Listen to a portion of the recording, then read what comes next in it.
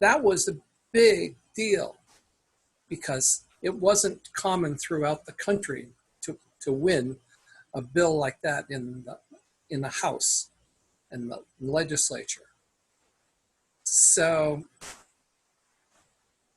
there was not a lot going on in the LGBT community as far as legislation here in New Hampshire after that point. And it took until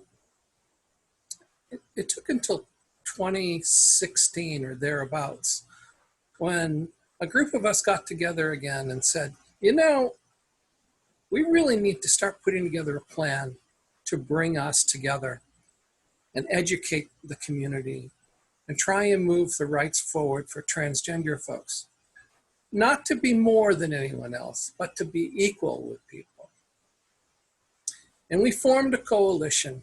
And sometimes that's what it takes, a coalition of common minds across multiple organizations. So we reached out to others and we built a small army of volunteers. That trigger back in 2009 had let people know they could get out and they could speak their mind and share their stories. So we pulled together another bill, and in 2017, we introduced it. And we got it through the House committee, but when it got brought to the House for discussion, it was tabled as soon as it was brought forward. There was no discussion. We were really squashed. That was really disheartening. So we pulled ourselves together and said, okay, what do we need to do?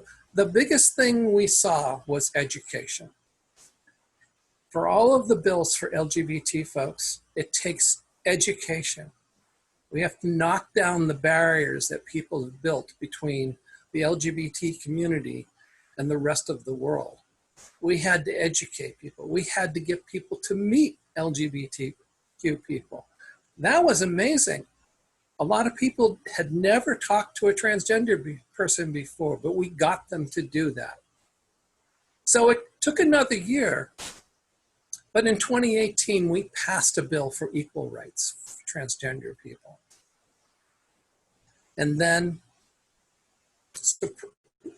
it passed in the House, it passed in the Senate, and surprisingly enough, a Republican governor signed it into law.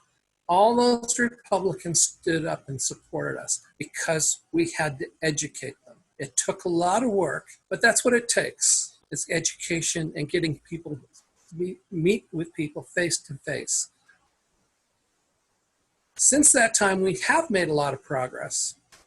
And in many ways, New Hampshire has become a leader for LGBTQ rights. But there's more to be done. And most of our efforts right now are going to be put in place to defend the work we've already done, and then to fill in the holes, things that have been coming up that people are trying to chip away at the foundation that we built. So there's a lot of work and a lot of education. And we have to defend the work that we've done. And we need to call on additional LGBT people to come forward and help us move these things forward. If you know of other LGBT people or LGBTQ people, you need to make them aware of legislation that's coming forward and the issues at hand. I know that Palana is going to talk a lot about the current challenges we're facing and some of the legislation we need to move forward. And I know that people have contacted me to talk about new bills for the coming year. I have a bill that I've tried to get through for the past 2 years associated with changing the birth records to respect a transgender's rights and as well as a non-binary person's right to have the appropriate documentation that says, this is who I am. Because most of us we know at a very young age that The assignment that was made when we were born, as far as gender goes, was just plain wrong. We may have had some physical parts that said one thing, but the mental parts and how we perceive ourselves is something completely different. So at this point, I'd like to pass the baton over to my friend Palana, and she can share some more. And hopefully there'll be more questions for you to ask as we finish up. Great. And Palana, before you get started, I just wanted to remind everybody to put some, if you have any questions, to put them in the chat. And thank you, Gerri. That was great. Thank you. Palana, it's all yours. And you're on mute, so. Right. Yeah. Am I invading everyone's screen right now? Yes. Okay, great. Let me just make this full screen. Awesome. So hey everyone, my name's Palana, she, her. I am the trans justice organizer at the ACLU of New Hampshire, and it's always an honor to go after Gerri because she does a much better job setting things up than I do. So now I can dig into some of the nerdier stuff that I really enjoy. So like Gerri mentioned, pretty recently there's been, things have turned quite a bit for LGBTQ rights, particularly trans rights, where we had these really big conversations that were difficult to have, but now it's been easier to update the law having had those. So also in 2018, Gerri hadn't mentioned it, but there was a conversion therapy ban, which is a very important thing that most states have not done yet. And something else that was left out was in 2018, we had this really big conversation about the most important areas, or what we're seen as the most critical areas, which was employment, housing, and public accommodation. And last year, also with the help of Ed Butler, it was extended to public schools, mental health services, preferred provider agreements, 20 or 30 different areas of law, including a very weird, outdated law that doesn't even apply to New Hampshire now about dog and horse racing. And if you would lose your license to do that if you were to commit discrimination. Always really important to include some of these photos. These were the hordes of folks that Gerri was talking about that came out. I'm sure there's many of you, actually, I know that there's many of you in this room who are in these photos here. But every single bill hearing we had, every educational event we had, we really, made sure to pack the house. And, it was these hundreds, if not over the course of thousands of folks talking to reps and talking to the media and state senators that got that bill passed. So I always really like to clarify with folks what gender identity under the law actually means, because gender identity is, who you know yourself to be and how you live and express your gender. Legally, gender identity means a person's gender-related appearance or behavior, whether or not that gender-related identity, appearance, or behavior is different from that traditionally associated with the person's physiology or assigned sex at birth. It goes on to kind of loop in these little, I don't even know what, for a little bit. But then at the end, however, or any other evidence that the gender-related identity is sincerely held as part of a person's core identity, provided, however, that gender-related identity may not be asserted for any improper purpose. So that was, the bipartisan definition of gender identity, and that was the language that it took to get everyone feeling comfortable and like the law wouldn't be abused. So whenever we talk about gender identity non-discrimination under the law, that references RSA 354. This is the definition that we are speaking about. There's been a number of really great bills that have done that smaller work that we were talking about, which in some ways is the harder work, finding ways to make issues that are maybe more niche, but do affect a significant number of folks, but to pull more folks in. So last year there was the public school non-discrimination bill, which was suggested by the Governor's Council on Diversity and Inclusion, signed into law last year. Before that, students in New Hampshire had no non-discrimination protections at all. Each district could have had its own, but there was no universal thing that, they'd all ended up with what they ended up with, probably because things had went wrong and then they had to add it to their thing. So this was a really great way to get everyone up to date on what it is not acceptable to discriminate folks at school against. Non-binary gender markers was something that was legislated. And in most states, it doesn't end up being a legislative effort. It ends up being some kind of rule change. Occasionally, it'll come out of a court ruling. In New Hampshire, we were able to legislate it. And what this means is that for folks who identify as neither male nor female, they can check other on the DMV form, and other is defined as neither male nor female. When New Hampshire passed that bill, we were the 12th state, but by the time it went into law, there were already 15 states. So we were one of, I would say, 10 states that made this happen within this year and a half period. And there still are some more states that are anticipated to be doing it pretty soon. So a little bit about what's next. Gerri mentioned there's a birth record amendment bill that we've been trying for a couple of years now. In some areas, New Hampshire likes to be, you know, the 10th to 20th state to do something. And right now with birth records, we're somewhere around, you know, 30th or 35th. We are lagging behind, and it's a very difficult process to amend a birth record here. A lot of folks think, why do you need to amend a birth record?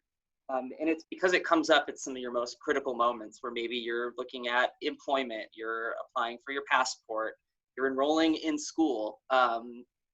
There's a lot of government programs that are kind of determined by what your birth record says, and folks shouldn't need to out themselves every time they're going, you know, at one of these major life moments.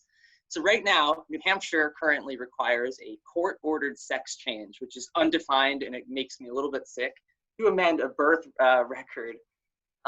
It's often interpreted by judges to include some kind of surgery, and I've seen that it's not universally held. They kind of hold different folks to different standards, and it's clear that there's a lot of bias in what judges think a trans person is. So this bill made it all the way to the governor's desk last year and then was vetoed. And then this year, unfortunately, it was kind of lost in that COVID crunch where we lost, you know, hundreds of important pieces of legislation. But hopefully we will see it again next year, and we'll pass it next year too. Self-attestation is something that I think New Hampshire is getting to the point where some folks are feeling more comfortable with it. I think there's at least a dozen states that allow for this on identification, meaning that the same way that you come in and you fill out your hair color and your eye color and your weight, and it's on an honesty system, it's just, you know, to reflect you in that moment more. Similarly, you would be able to do that with gender markers.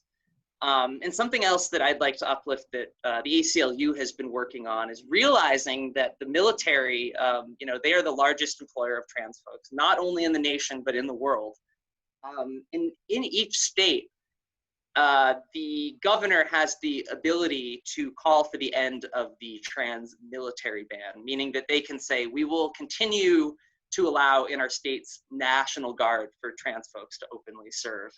And this is something that we're trying to elevate throughout this gubernatorial race, and we have been starting to see that conversation play out.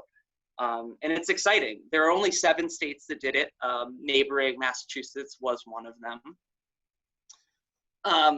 So I don't know if anyone saw this the other day. This was a Politico article, and it's like the wedge issue dividing Trump. Wait, what is it? It's blocked. It's dividing Trump world. What an awful word. And they were talking about how, like, the Trump campaign plans to weaponize trans identities in the election. And as someone who is trans, I was like, it's like, duh. Like, he's been doing it for, you know, 4 or 5 years now, using that as his bait. So there still is a real threat out there, despite this, you know, general trend forward here in New Hampshire. There are a lot of forces at play nationally, folks that are not happy about trans individuals. The one way that we've seen this show up directly in our state, this is that defense that Gerri was talking about, is fighting the ban on trans athletic participation. Similar to how years ago, the idea of trans folks in bathrooms was weaponized against trans people, realizing that has no merits, that they decided this is the next best fear-based tactic. And there's, you know, kind of this false narrative of trans athletes taking over in every single state, when in reality, there are a couple excellent trans athletes, but most of them are, you know, not great. They're not dominating. Anyways, but there's a wave of legislation nationwide that would subject female students, trans or cisgender, suspected of having an unfair advantage to chromosomal testing, analysis of reproductive system, and measuring the naturally occurring level of testosterone in the body. Most schools already default to the NHIAA's policy, which is the New Hampshire Interscholastic Athletics Association. And they already had a pretty comprehensive and thoughtful policy on trans athletic participation. You know, something that doesn't allow for suddenly switching over. There is a process in which folks are being vetted. And this is a bill that it was filed twice here in New Hampshire, once in the House, once in the Senate. And that bill verbatim showed up in dozens of state houses this year and was unfortunately passed in Idaho this year. And that's something that the fight is about to begin over. And I'm not sure what to expect from that, but I would imagine that we're going to be seeing more of this, because it is an issue that even for some supporters, they can trigger to that the fear brain almost, and I don't know, buy into it. But so I'm really excited to, you know, answer some questions and whatnot. I did just want to provide by email here. It's written right there if you have any questions for me. Or if you're looking for other resources kind of on LGBTQ, more often than not trans legal things, I have some organizations right here that I highly recommend checking out. GLAAD, National Center for Trans Equality, Lambda Legal, and Listen. Fantastic. Thank you, Palana. So we have a couple of questions. First, Bonnie Wright wrote a very, very nice note about, you know, meeting others when she went to an art show. I'll let you read that later. It was really nice. And then Zid Carell asks, how is enforcement on discrimination issues? Do you want to go first, Gerri, or should I? I'll just go for it. I think Gerri is rebooting. She doesn't. She just sent me an email saying she dropped off for just a second. Okay. It's coming back. So you're it, Palana. Okay, that's. So the enforcement on discrimination issues is not great, because discrimination is rarely black and white. It is super rarely that. You know, it usually has to be someone saying something pretty explicit for it to be evidence of any kind. Our state does have, you know, the Civil Rights Unit, and there's more offices that there's I mentioned it earlier, the Diversity and Equity and Inclusion Committee. And there's more folks that are looking at this. There is now a process for which claims can be submitted to the state's Civil Rights Unit, which is, you know, fairly new in law, and particularly as it relates to gender identity. But a lot of folks reach out to me with cases of discrimination, and usually the best kind of cure for it is education still. You know, not threatening legal action on them, but letting them know, hey, this is where state law is now. Here's some tips. Sometimes it's a strongly worded letter that gets someone to change their ways over a lawsuit, which is positive too, though, that people have been open to education. You know, that it doesn't take a lawsuit, that we're not ending up with something like, you know, Masterpiece Cake 2 up here in New Hampshire somewhere. You know, no one has been that defiant about anything going on. But I mean, yeah, it's a difficult time, especially right after it's implemented too. You know, we're only so many years into this, and it takes a lot of places a long time to, you know, get there. So, yeah. Laura Miller asks, is there any accommodation for a trans person that does not wish to medically transition? Yeah, there is. And that's part of the definition of gender identity, is that it's not limited to evidence based purely on medical transition. I don't think, I didn't have that text in my slideshow, but within the text of, at the time it was HB 1319, so you can still find it by that text and see what it specifically said in it. But the,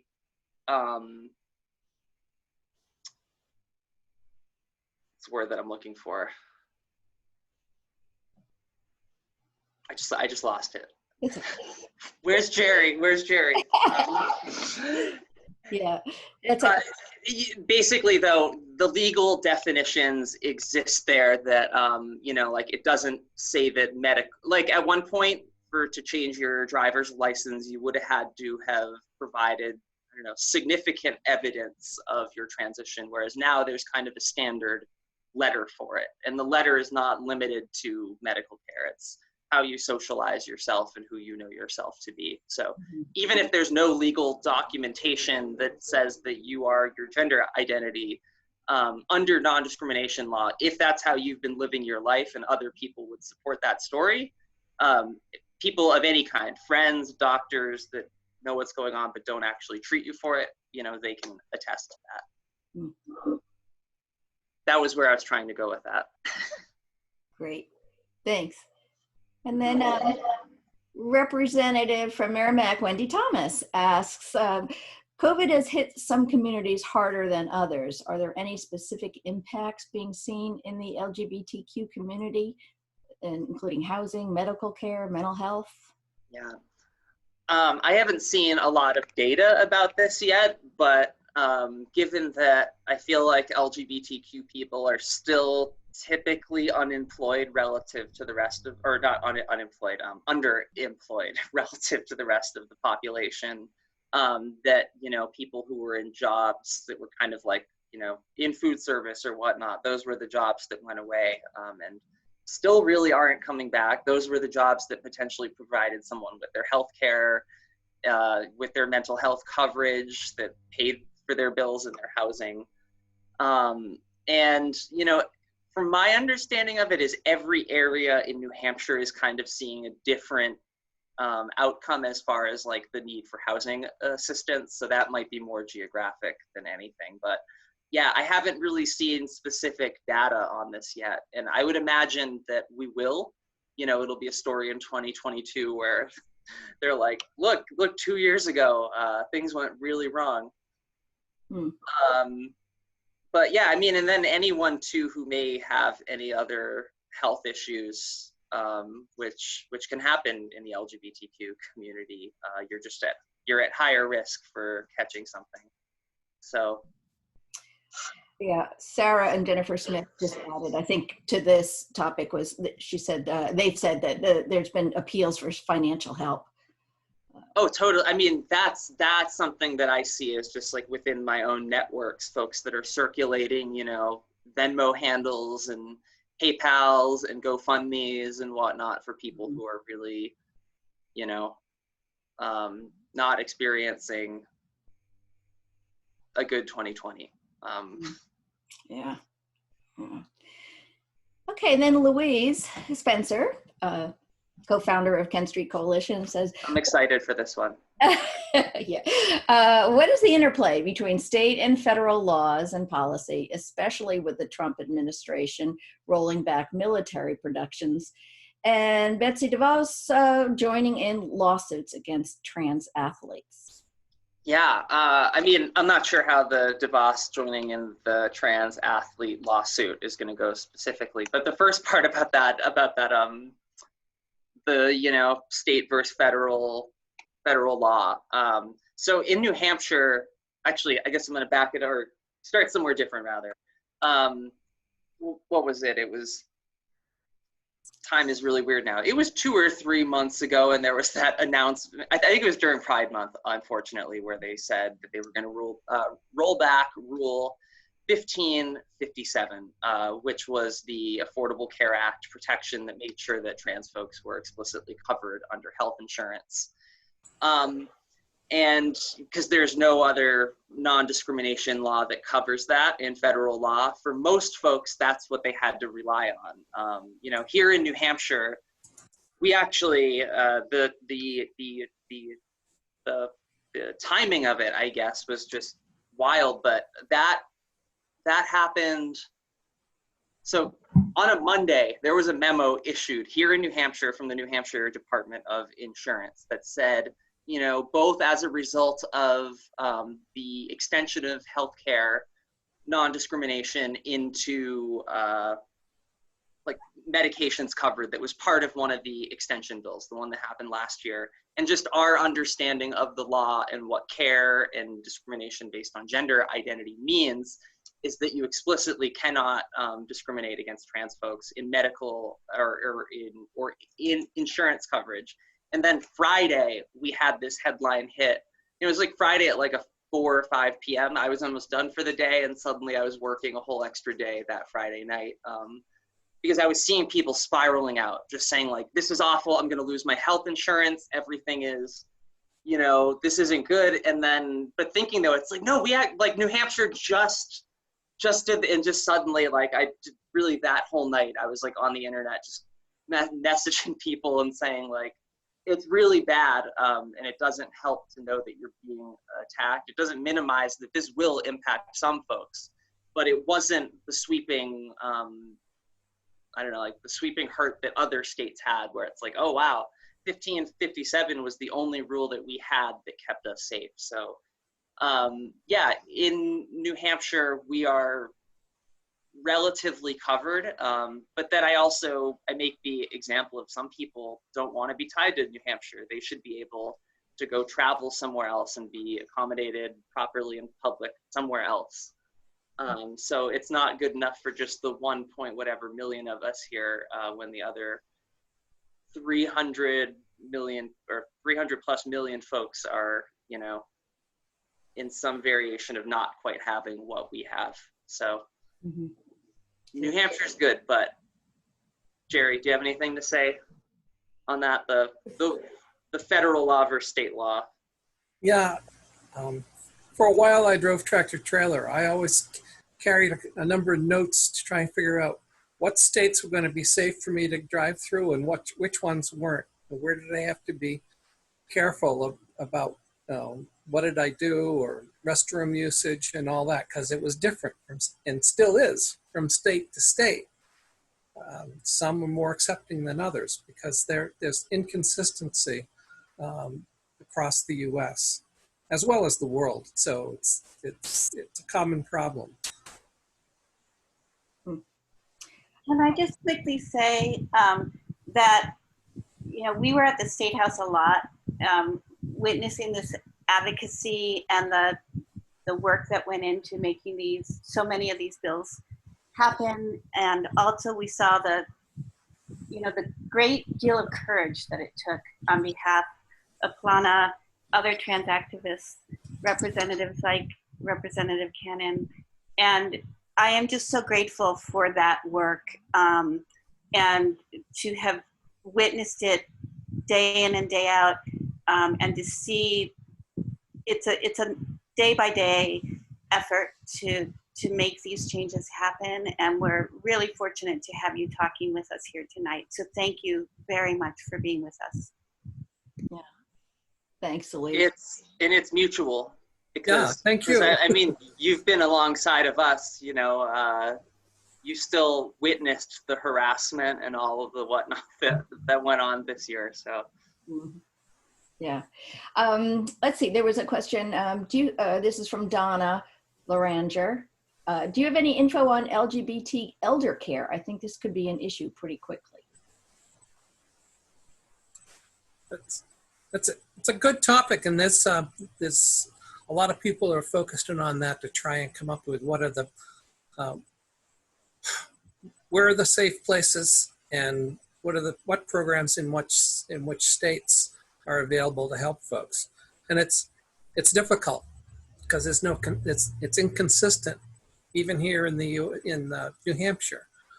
There's a lot of safe places for people to go, and in many cases it's not. And I think that's one of the reasons why when we've been putting together legislation is to focus in on housing rights and being in medical care and make sure those pieces are in place.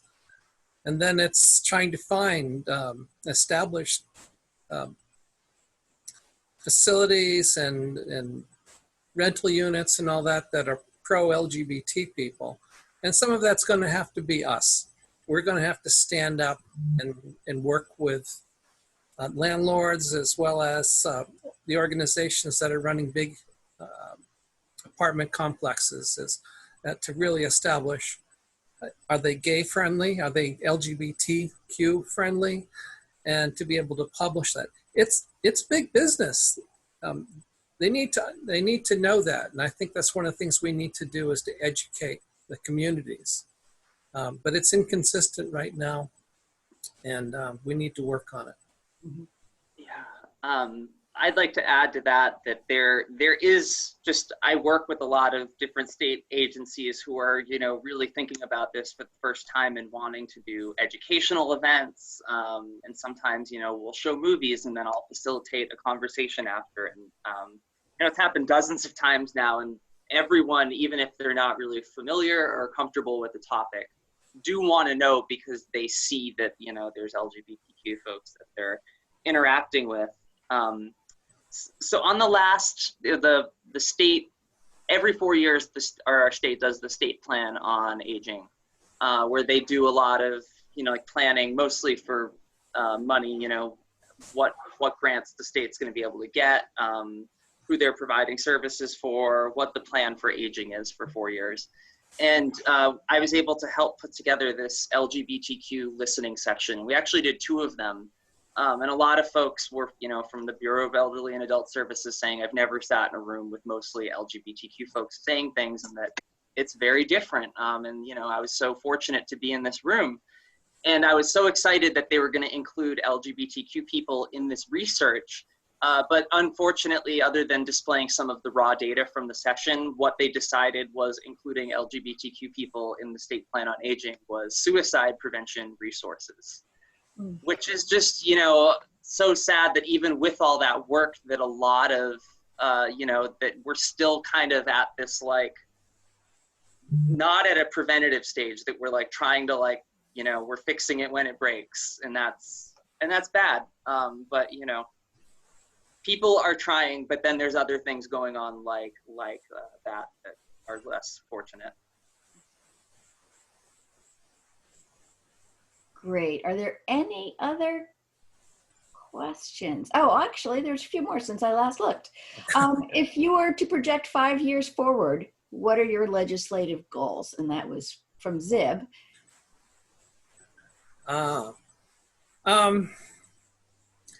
Well, there's some holes that need to be filled. There's been a trend across the U.S. for people to claim that they hurt someone or even killed someone because they were gay or transgender, and they claim for their defenses because those people were LGBTQ, and so there's an effort underway to try and put together legislation to block that kind of defense, because it's unrealistic. I know that we've still got work to do from an elderly care perspective, and I'm not sure if there's any legislation work that we can do. It's more education. Before we did this, I had a whole bunch of ideas. Now I can't. Well, you can send them and we can forward them too, whatever. Yeah. So what committee covers the LGBTQ plus issues? Jane asks that. Like all of them, or not all of them, but at least half of them. At least half of them would be likely to get one of those bills. So, and Gerri, you. It depends, because if it's health and human services related, my committee would hear those. But then there's education hears them. What other ones? The non-discrimination bill went through judiciary. Yeah, so there's multiple multiple committees, and sometimes they'll go through a couple of them. So just like any area, you know, the legislation really depends on what it's about and where it touches in our legislative efforts, and the statutes we've got to change. I think one of the more interesting pair-ups, and it made all the sense in the world, but as it was happening, it was more surreal than not, that the non-binary bill went to the Transportation Committee, Right. which is usually hearing things about, you know, roads and construction and changing other changes to IDs. And I could tell that when we were in there and testifying, and the people that came in, they don't get that. Yep. That type of thing for most hearings. So that was really cool, but they can show up anywhere. Are there any listservs where people can learn more about the policy information for New Hampshire? I don't know off the top of my head. Well, GLAD and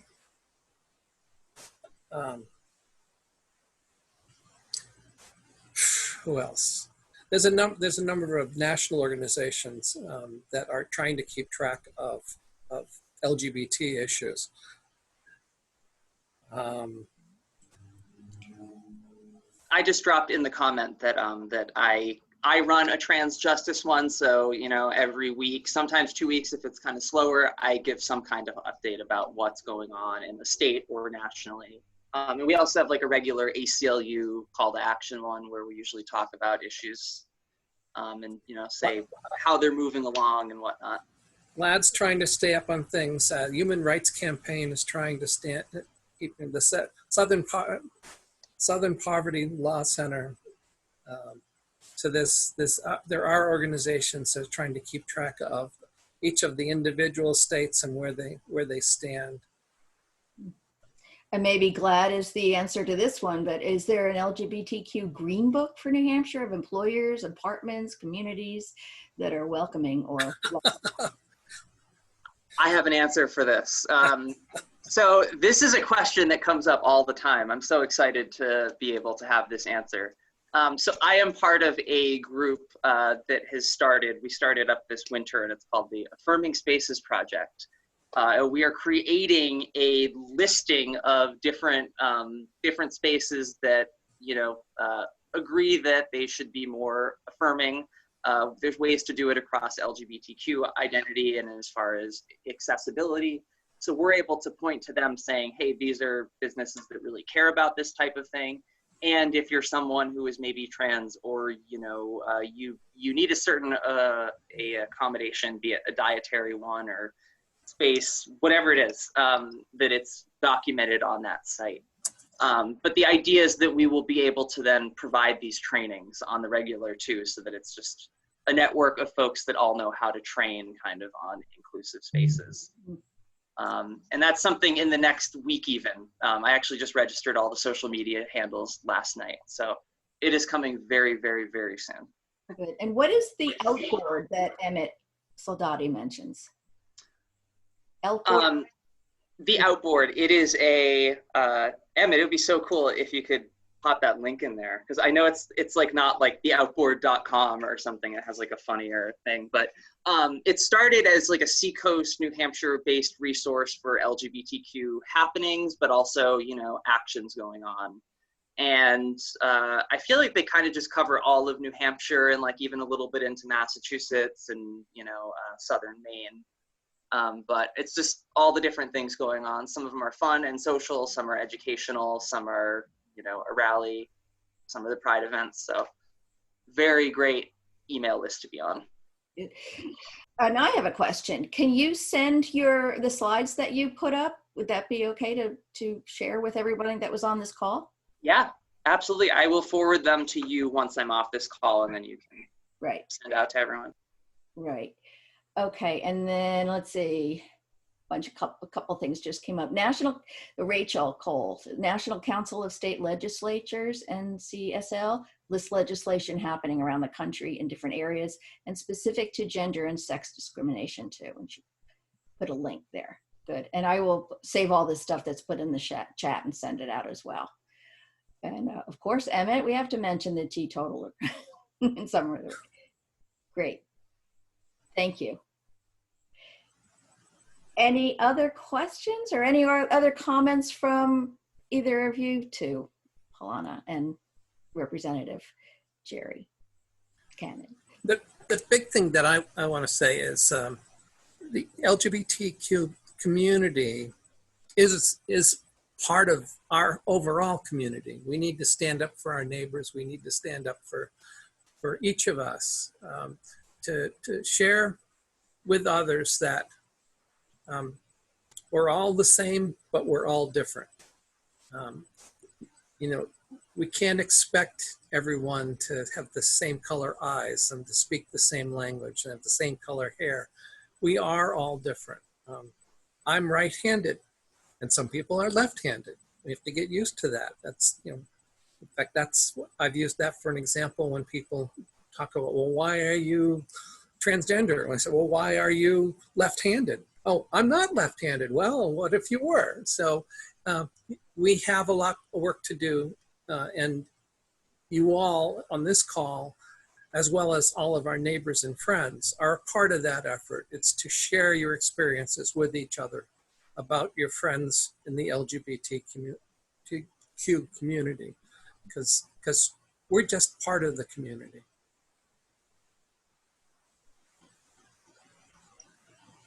I just saw the question about are there any orgs targeting the anti-LGBTQ legislators that are up for election? And I don't know of any project like that. Good question, though. Yeah. I'd love to know of any, if you can think of any. I'm running against Mark Pearson. Lisa DeMeo. I'm running against Mark Pearson. And the ACLU is a nonpartisan organization. Right. Wow, that guy. Wow. There's something she can't do. Yes, I totally understand that. Yeah, I just was looking for suggestions. Yeah. Okay, everybody, we've gone a little bit over our time, but Palana, you have something else you want to say? Yeah, actually, I just remembered I read an email today that sort of almost did exactly this. Maybe here, I don't even want to waste any time talking about it, but there's a very awful organization here in New Hampshire, and they released their scorecard for this year. And if you look at the bottom, 50, 60, 70 folks, those are the anti-LGBTQ legislators, because they rated it on, if you stood up for LGBTQ rights. Oh. So, yeah, it was an interesting read. But I can forward that info to you, so anyone can feel free to do what they want with that data. Yeah. Well, thank you so much, both of you, and for speaking tonight and for all of your advocacy. Really, really appreciate it. Thank you. And so, as I said, I'll forward all that information that you were sharing. And then I just want to mention that 2 nights from now is our next one. So that's Thursday, and that's going to be on gun violence prevention. So I hope some of you will join. Catherine Rogers will be on there, and Xandra Rice Hawkins. So that's Thursday night at 5 o'clock. Thank you. Thank you, everyone. And again, this is recorded, so I'll send out that too. Take care.